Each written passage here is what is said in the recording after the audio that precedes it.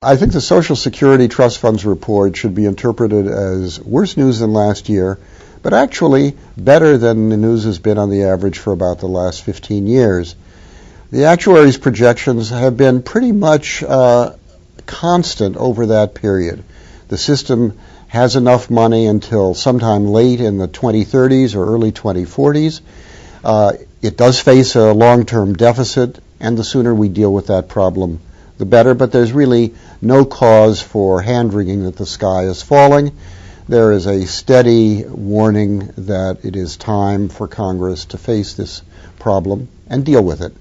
Furthermore, it's a relatively easy problem to deal with. Small adjustments in revenues or in benefits would be sufficient to put the system on a steady financial course for the indefinite future. In the case of Medicare, the prospects, as indicated by the trust funds reports this week, are far more serious than in the case of Social Security.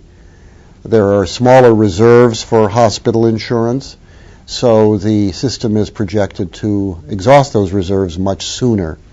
Furthermore, costs are projected to increase not only because the baby boomers are going to retire, which also affects Social Security, but in addition because the per capita costs of healthcare spending are growing faster than incomes.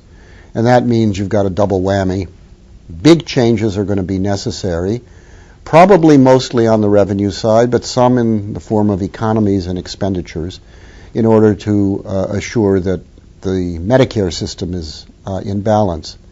The key point here is that in order to do those things within Medicare, the changes almost certainly will have to be and should be embedded in overall health system reform.